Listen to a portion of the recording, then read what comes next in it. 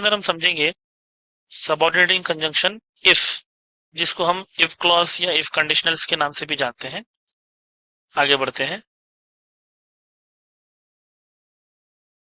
Observe the sentence below, you work honestly you will succeed. ऐसे दो sentences देगा आपको और कंबाइन करने के लिए कहेगा।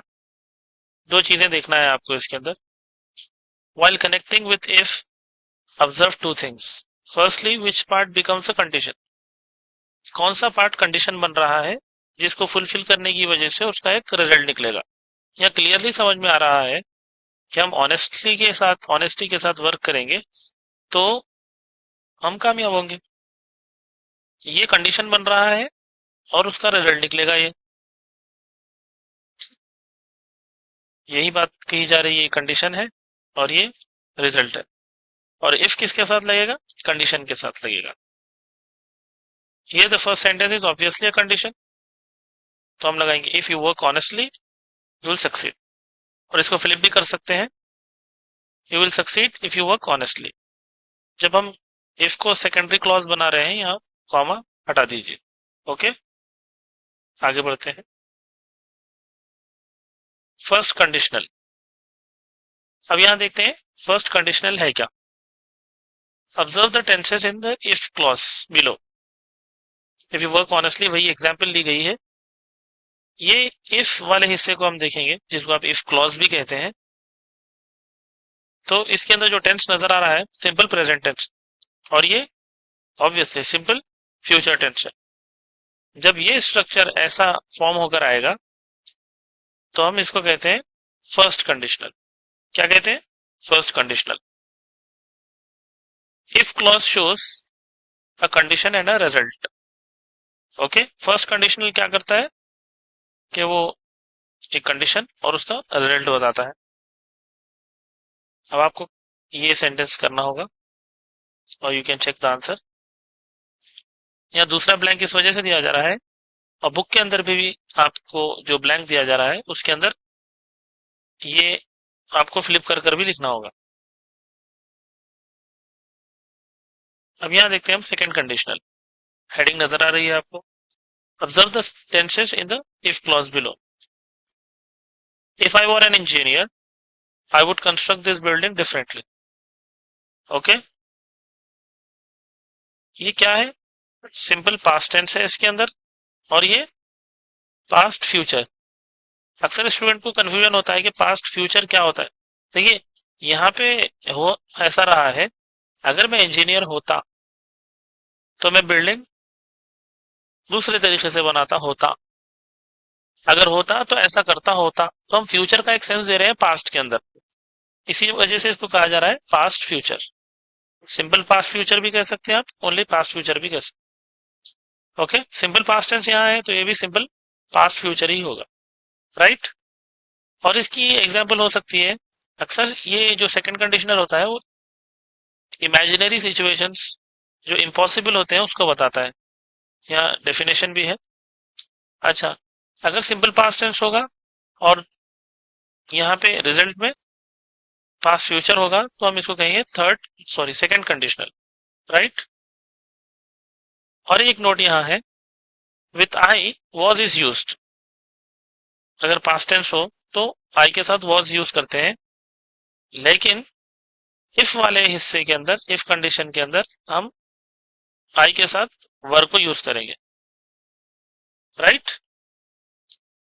अब यहाँ डेफिनेशन देखेंगे या यूजेज भी देख लीजिए आप। Second condition is used to imagine present और future situations which are impossible और अनलाइकली इन रियलिटी। ऐसा नहीं होता, हम सिर्फ ये इमेजिनरी सिचुएशंस को बताता है। जैसे अगर मैं प्रिंसिपल होता, अगर मैं डॉक्टर होता, अगर मैं आपकी जगह होता, if I were at your place और ऑन योर प्लेस।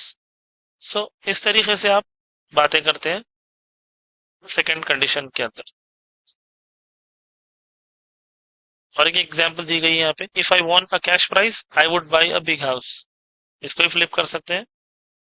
ओके, ये एग्जांपल्स थी सेकंड कंडीशन के ऊपर, जिसको आप सेकंड कंडीशनल भी कहते हैं। आगे बढ़ते हैं। थर्ड कंडीशनल, यहाँ पे कॉज के अंदर, इस क्लॉज के अंदर क्या हो रहा है, पास्ट परफेक्ट टेंस आ रहा है, और दूसरे हिस्से के अंदर पास्ट परफेक्ट फ्यूचर। अब इसको एक एग्जाम्पल से, या जो एग्जाम्पल दी गई है इसको ही ट्रांसलेट करके हम समझ सकते हैं। अगर मुझको पता होता पार्टी के अंदर पार्टी होने वाली है, या पार्टी के बारे में पता होता, तो आई वुड हैव वो न्यू क्लोथ्स, मैं ऐसा करता होता, मैं नए कपड़े पहनता होता, राइट। अब ये जो स्ट्रक्चर के अंदर अगर ये पास्ट परफेक्ट टेंस आएगा इफ के अंदर, और पास्ट परफेक्ट फ्यूचर उसके रिजल्ट में आएगा या इफेक्ट में आएगा, तो हम इसको कहते हैं थर्ड कंडीशनल। ये स्ट्रक्चर को आपको ध्यान में रखना होगा। इसका यूज क्या है, लोग अक्सर कंफ्यूज होते हैं, सेकंड कंडीशनल भी वही बात कर रहा है, थर्ड कंडीशनल भी वही बात कर रहा है। सेकंड कंडीशनल में इमेजिनरी होते हैं सिचुएशन, वो इम्पॉसिबल होते हैं, और थर्ड कंडीशनल में is use to tell past action, past में एक काम होगा और हम वो कर नहीं पाए किसी रीजंस की वजह से, हमारे पास चांसेस थे उसको करने के, लेकिन ऐसा नहीं होता कि अगर मैं प्रिंसिपल होता, मैं प्राइम मिनिस्टर होता, वो सेकंड कंडीशनल के अंदर है। थर्ड कंडीशनल के अंदर क्या होगा कि हमारे पास बहुत सारे चांसेस थे उसको काम करने के, हम किसी वजह से नहीं कर पाए। तो इस तरीके से कह सकते हैं। एक एग्जाम्पल ऐसे ली जा सकती है कि एग्जाम के बाद अ, कुछ बच्चे यूं कह सकते हैं कि अगर मैं मेरे टीचर की बात सुनता होता तो मुझे आज बहुत सारे मार्क्स मिलते, या मैं अच्छा पढ़ाई कर लेता होता तो बहुत सारे मार्क्स आ सकते थे। तो if I had listen to my teacher I would have got more marks, इस तरीके से आप बोल सकते हैं, क्योंकि आपके पास चांसेस थे करने के, आप नहीं कर पाए किसी वजह से। ये example on third condition. If I had written homework on time my teacher would have given me marks. Okay, ये आपके पास चांसेस थे करने की, लेकिन नहीं हो सका वो काम। तो थर्ड कंडीशनल के अंदर पॉसिबिलिटीज होते हैं, लेकिन हम किसी वजह से नहीं कर पाते, इसी को थर्ड कंडीशनल कहते हैं। और ये स्ट्रक्चर को भी आप देख लीजिए, इफ वाले क्लॉज के अंदर पास्ट परफेक्ट टेंस आएगा और उसके इफेक्ट में पास्ट परफेक्ट फ्यूचर कह सकते हैं आप इसको। ओके, इसको फ्लिप भी किया गया है यहाँ पे, और जब फ्लिप करेंगे तो कॉमा हट जाएगा। ये 3 सेंटेंसेस आपको करना है। अच्छा, नाइन्थ वाले पॉइंट के नीचे other conjunctions get dropped like unless when etcetera, ये ड्रॉप हो जाएंगे जब आप इफ ऐड करेंगे। ओके, फिर यहाँ पे स्ट्रक्चर्स दिए गए हैं आपको। फर्स्ट कंडीशन के अंदर हम किस स्ट्रक्चर को फॉलो कर रहे थे, ये सिंपल प्रेजेंट टेंस है, और ये सिंपल फ्यूचर टेंस, ये फर्स्ट कंडीशनल। ये सेकंड कंडीशनल के अंदर ये सिंपल पास्ट टेंस है, और ये पास्ट फ्यूचर टेंस, और ये इमेजिनरी सिचुएशंस के लिए यूज होता है।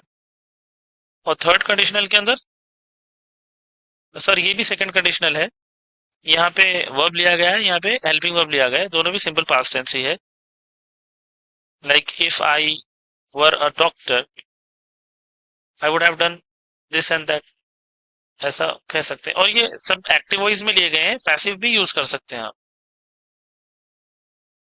ओके, ये थर्ड कंडीशनल का स्ट्रक्चर।